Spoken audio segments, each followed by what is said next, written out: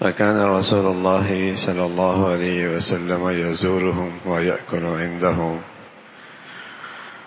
ويرشدهم لأفضل وجوه الصدقہ،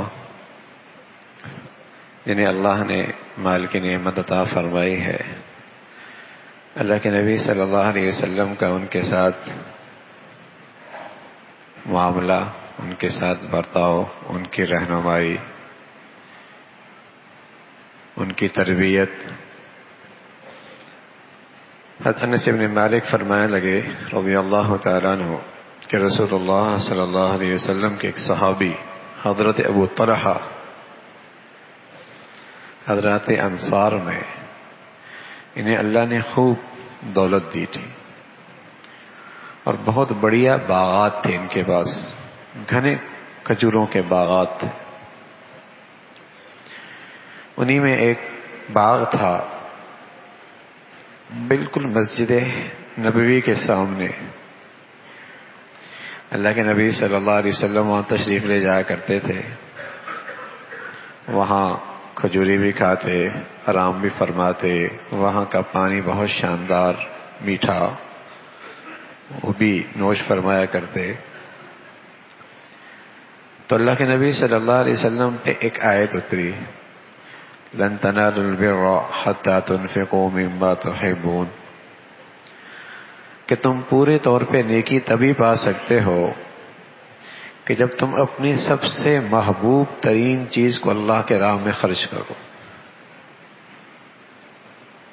پوری نیکی، بڑھیا نیکی، یوں تو کچھ بھی خرچ کر لیا جائے اخلاص کے ساتھ اللہ کو راضی کرنے کے لیے اجر مل جائے گا، لیکن نیکی کا اعلیٰ مرتبہ مل جائے۔ صحابہ رضوان اللہ اجمعین نیکیوں کے حریص، نیکیوں میں ایک دوسرے سے آگے بڑھنے والے، نیکیوں میں ایک دوسرے سے مقابلہ کرنے والے۔ جب یہ آیت ابو طلحہ نے سنی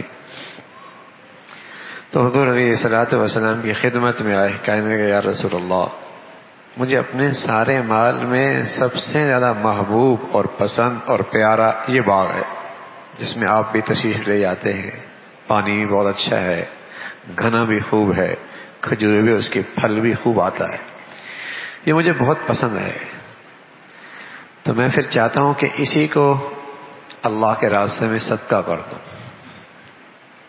اسی کو صدقہ کر دوں تاکہ میرے نامہ اعمال میں البر، یہ نیکی جو قرآن میں ذکر ہے نا، یہ میرے نامہ اعمال میں بھی لکھی جائے، اسے قبول فرما لیجیے۔ حضور علیہ الصلوۃ والسلام نے فرمایا بخن بخن واہ واہ واہ واہ واہ واہ، بہت بڑھیا مال ہے، بہت ہی بڑھیا مال ہے، بہت ہی بڑھیا مال ہے، تعریف فرمائی۔ اور پھر حضرت ابو طلحہ سے فرمایا، حضرت ابو طلحہ فرمایا یا رسول اللہ جیسے آپ چاہیں اسے خرچ کریں، جہاں آپ کی مرضی ہو۔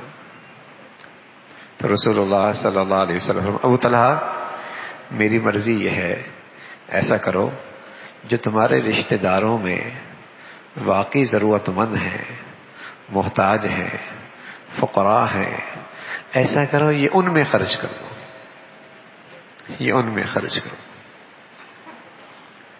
سبحان اللہ، کیسی تربیت فرمائی کہ نیکیوں میں سب سے آگے بڑھنے کا جذبہ، کہ غریب میں نہیں، مالدار میں، خوشحال میں۔ سبحان اللہ، یہ ہے مزے کا مال، کہ مال بھی ہو اور سبحان اللہ نیکیوں میں ایک دوسرے سے آگے بڑھنے کا جذبہ بھی ہو، یہ ہے مالداری۔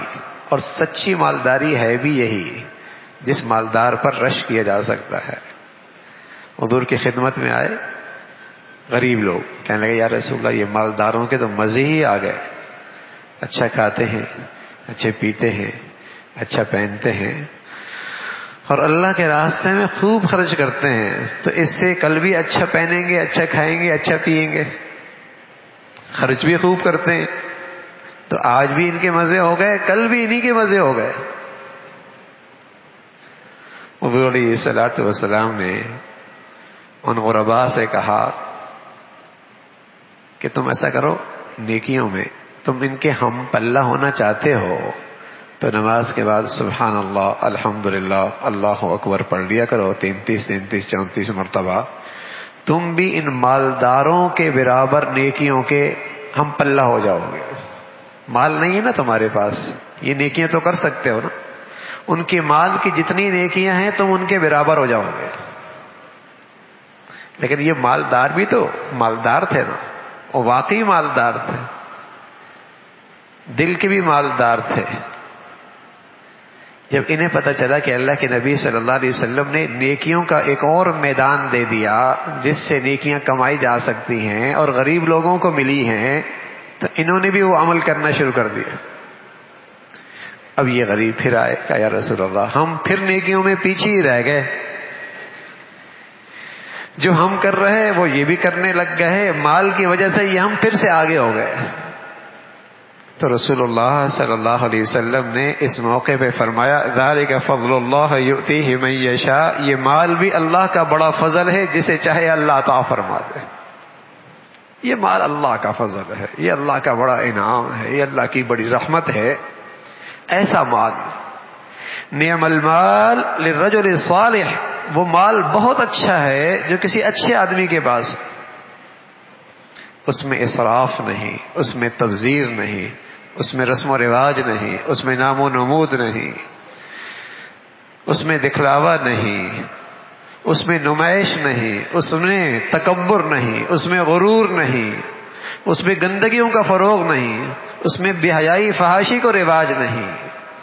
وہ مال بہت اچھا ہے جو کسی اچھی آدمی کے پاس ہے، کسی اچھے انسان کے پاس ہے. تو رسول اللہ صلی اللہ علیہ وسلم بخن بخن وہوا، بڑے نفع کا مال ہے، بہت ہی قیمتی سامان ہے، اور فرمایا ایسا کرو ان میں خرچ کر دو.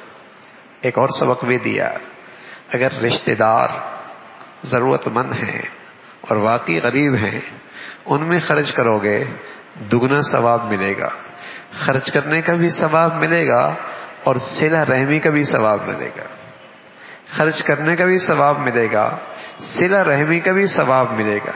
جیسے دین کے کاموں میں خرچ کرنے سے دگنا ثواب ملتا ہے، خرچ کرنے کا بھی ثواب ملتا ہے، دین کی اشاعت دین کی حفاظت کا بھی ثواب ملتا ہے، دین کی اشاعت دین کی حفاظت کا بھی ثواب ملتا ہے، صدقہ جاریہ بھی ہو جاتا ہے. ایسی اگر رشتہ دار غریب ہیں وہ پہلے حقدار ہیں، وہ پہلے حقدار ہیں، صلہ رحمی کا بھی ثواب ملے گا، خرچ کرنے کا بھی ثواب ملے گا. تو رسول اللہ صلی اللہ علیہ وسلم نے فرمایا یہ مال اچھا ہے، تم ایسا کرو یہ ان میں خرچ کر دو، یہ ان میں خرچ کر دو. پھر رسول اللہ صلی اللہ علیہ وسلم ان حضرات کی خدمت میں جایا کرتے تھے. بیمار ہوتا تو اس کی تیمارداری کرتے، اور اس بیماری کے موقع پہ کوئی اس کو نصیحت کرنی ہوتی، کوئی تربیت کی بات کرنی ہوتی تو اس مالدار کو سمجھاتے. ایک مرتبہ سعد ابن وقاص رضی اللہ تعالیٰ فرمانے لگے اللہ کے نبی صلی اللہ علیہ وسلم میری عیادت کے لیے آئے حجۃ الوداع کے موقع پہ، اور مجھے مرض تھا، بیمار تھا، اور یہ مرض بھی موت والا مرض تھا. اس مرض میں میری آپ علیہ الصلوۃ والسلام عیادت کرنے کے لیے آئے، اور مجھ سے میں نے کہا یا رسول اللہ بڑی تکلیف ہے لیکن بہت میرے پاس مال ہے، ساز و سامان میرے پاس بہت پڑا ہے، ایک بیٹی ہے میری وارث، باقی اور کوئی ہے نہیں، بیٹی ایک ہی ہے، مال بہت ہے، تو میں چاہتا ہوں اپنے مال کا 2/3 صدقہ کر دوں، 2/3 صدقہ کر دوں. آپ علیہ الصلوۃ والسلام نے فرمایا نہ بھائی نہ، 2/3 صدقہ نہیں کرنا. کہ لگا یا رسول اللہ آدھا صدقہ کر دوں؟ آپ علیہ الصلوۃ والسلام نے فرمایا نہ بھائی نہیں، آدھا بھی نہیں صدقہ کرنا، موت کا وقت ہے نا، صحت کی بات اور ہے، صحت کی بات اور ہے، صحت کی بات اور ہے، موت کی بات ہے. کا آدھا کا نہیں، آدھا بھی نہیں. تو حضور علیہ الصلوۃ والسلام نے فرمایا سلس کر لو، ایک تہائی، اور ایک تہائی بھی صدقہ مرنے والے کے لیے بہت ہے. باقی 2 حصے اپنے ورثاء کے لیے چھوڑے، ورثاء کے لیے چھوڑے. اگر وصیت کرنی ہی ہے، مرتے وقت وصیت کرنی ہے، تو کل مال کی نہیں، 2 تہائی کی نہیں، آدھے کی نہیں. اب یہ ورثاء کا حق ہو رہا ہے. 1 تہائی کے اندر وصیت کر سکتا ہے، وہ اللہ کے راستے میں دے دے. باقی 2 تہائی یہ ورثاء کا ہے، اور ورثاء کے لیے شریعت نے حصے مقرر کر رکھے ہیں، کس کو کتنے کتنے حصے ملیں گے. تو رسول اللہ صلی اللہ علیہ وسلم نے فرمایا بھائی بس 1 ثلث بہت ہے، اور یہ بھی بہت ہے، یہ بھی بہت ہے. اس لیے کہ تم اپنے اولاد کو اور پیچھے والوں کو مالدار چھوڑو، یہ اللہ کو زیادہ پسند ہے اس سے کہ انہیں تم محتاج چھوڑو، انہیں تم محتاج چھوڑو. جب اللہ نے تمہیں دیے ہی ہے پھر بہتر ہے کہ ان کے لیے چھوڑ کے جاؤ کچھ. یہ بری بات ہے کہ انہیں تم محتاج بنا کے چھوڑو. یہ پسند ہے اللہ کو کہ انہیں خوشحال چھوڑو اور سادہ صدقہ نہ کرو. تو یوں رسول اللہ صلی اللہ علیہ وسلم نے اس انداز سے ان کی تربیت فرمائی کہ سارا مال اللہ کے راستے میں خرچ نہیں کرنا. اور ایک شخص آیا حضور علیہ الصلوۃ والسلام کی خدمت میں، نعمان ابن بشیر، فرمایا کہ ام عمرہ بنت رواحہ اس نے سوال کیا اپنے مال کے بارے میں، اور کہا کہ یا رسول اللہ میں اپنے اس فلاں بیٹے کو یہ دینا چاہتی ہوں. تو آپ علیہ الصلوۃ والسلام نے، خاتون کہنے لگی کہ میرے ابا کا ہاتھ پکڑا، انہوں نے کہا کہ میں اپنے بیٹے کو یہ دینا چاہتا ہوں. تو آپ نے اس کے ابا کا ہاتھ پکڑا اور فرمایا کہ یہ بتاؤ تمہارے اس بچے کے علاوہ کوئی اور بھی اولاد ہے؟ کہ یا رسول اللہ ہے تو صحیح.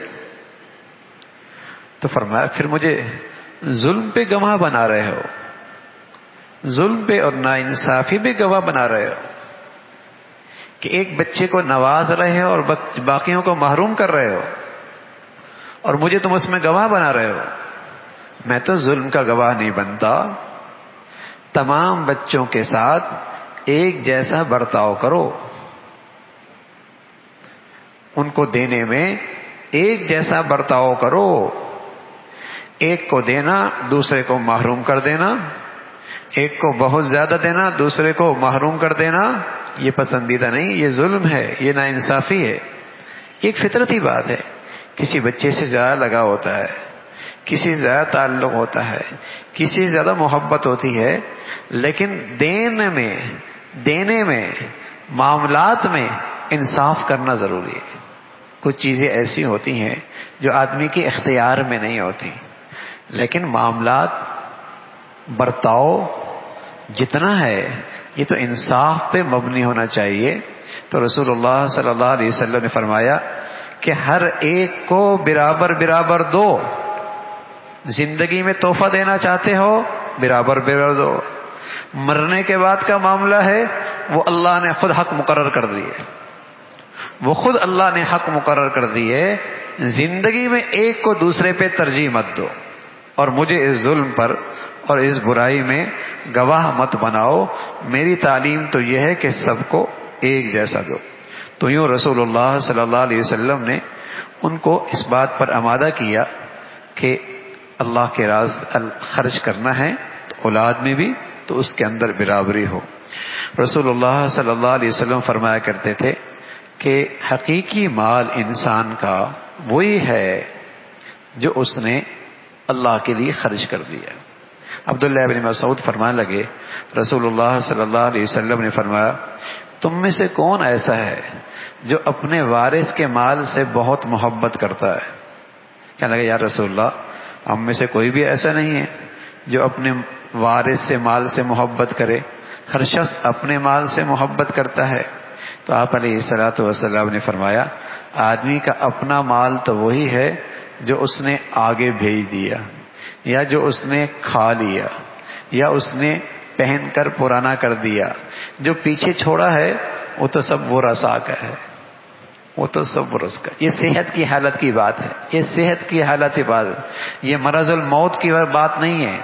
صحت کی حالت میں ترغیب دے یہ ہے، ترغیب یہ دی ہے کہ جتنا اللہ کے راستے میں خرچ کر سکتا ہے وہ خرچ کرے. بیماری میں تو یہ ہوتا نا، اب جا ہی رہا ہوں، اب کیوں نہ ہو انہیں محروم کر دو، آگے بھیج دوں. نہ میاں ایسا نہیں. صحت کی حالت کی تعلیم اور ہے اور موت کی اس گھڑی کے وقت تعلیم اور ہے. تو یہاں رسول اللہ صلی اللہ علیہ وسلم فرمانے لگے کہ بھائی بخل نہ ہو، بخل نہ ہو، سخی ہو، اور یہ پیش نظر رہے کہ حقیقی مال اس کا وہی ہے جو اس نے آگے کر لیا، باقی تو ورثاء کا مال ہے، باقی تو ورثاء کا مال ہے. ما عندکم ینفد وما عند اللہ باق، جو تیرے پاس ہے اس پہ تو فنا آ جائے گی، اور جو تو نے اللہ کے خزانہ میں اکٹھا کر لیا حقیقی میں کل مال تجھے وہی کام آنا ہے. تو یوں رسول اللہ صلی اللہ علیہ وسلم نے خوشحال لوگوں کو تعلیم دی. ایک موقع پہ حضرت عبداللہ ابن شخیر فرمانے لگے کہ میں حضور علیہ الصلوۃ والسلام کی خدمت میں آیا اور آپ یہ آیت تلاوت کر رہے تھے، الہاکم التکاثر. لوگوں کو مال کی بہتات نے اور مال کے حرص و ہوس نے غافل کر رکھا ہے. مال کی بہتات نے اور آ جائے اور آ جائے، اس نے غافل کر رکھا ہے. پھر آپ علیہ الصلوۃ والسلام فرمانے لگے، ابن آدم کہتا ہے میرا مال میرا مال میرا مال، یہ بھی میرا ہے یہ بھی میرا ہے یہ بھی میرا ہے. تو آپ علیہ الصلوۃ والسلام فرمانے لگے بس یہ میرے چکر میں رہ کر حقیقت سے بے خبر ہوتا ہے، اور اس کا حقیقت میں ہے وہی جو کھا پی لیا اور اللہ کے خزانوں میں جمع کر لیا، باقی تو دوسروں کا ہے، باقی تو اسی کا ہے نہیں. لیکن یہ میرا اور یہ بھی میرا اور وہ بھی میرا اور وہ بھی میرا، اسی چکر میں یہ غافل ہی رہتا ہے. کلا سوف تعلمون. ہاں ان قریب جب آنکھ بند ہوگی نا، اور ان قریب جب قبر سے اٹھے گا نا، پھر حقیقت پتہ چلے گی کہ تیرا ہے کیا، تیرے ساتھ گیا کتنا، تیرے ساتھ گیا کتنا. الہاکم التکاثر. تو رسول اللہ صلی اللہ علیہ وسلم اس انداز سے حوصلہ بڑھاتے تھے اور طبیعتوں میں مزاجوں میں سخاوت پیدا کرتے تھے. کعب ابن مالک فرمانے لگے کہ میرے پاس بہت مال تھا اور مجھ سے غلطی ہو گئی، تو میں حضور علیہ الصلوۃ والسلام کی خدمت میں آیا اور آ کر عرض کیا رسول اللہ میری توبہ کے عوض میں میرا سارا مال اللہ کے راستے میں صدقہ. حضور نے فرمایا نہیں، امسک علیک بعض مالک فوخ، سارا نہیں، کچھ اپنے پاس رکھو اور کچھ اللہ کے راستے میں خرچ کرو، کچھ اللہ کے راستے میں خرچ کرو، کچھ اپنے پاس رکھو. تو یوں اللہ کے نبی صلی اللہ علیہ وسلم بعض لوگوں کو تو یوں ترغیب دے رہے، جیسے ابو بکر ہیں سارا ہی خرچ کر رہے اور آپ اس کا سارا ہی قبول فرما رہے، سارا ہی خرچ کر رہے، سارا ہی قبول فرما رہے. اور بعضوں کا حالات دیکھ کر آپ انہیں فرما رہے سارا نہیں خرچ کرنا، آدھا خرچ کرنا، سارا نہیں خرچ کرنا، 1/3 خرچ کرنا ہے. تو جیسے جیسے مزاج اور طبیعت اور جیسے جیسے ان کے احوال، اللہ کے نبی صلی اللہ علیہ وسلم ان کی تربیت فرما رہے. لیکن ایک بات سب سے کہہ رہے کہ مزاجوں میں سخاوت ہو، طبیعت میں خرچ کرنا ہو. انفق خرچ کرو گے اللہ تم پہ خرچ کرے گا. اللہ کے نبی فرمان لگے صبح سورج نکلتا ہے نا تو دائیں اور بائیں 2 فرشتے بھی اس کے ساتھ نمودار ہوتے ہیں.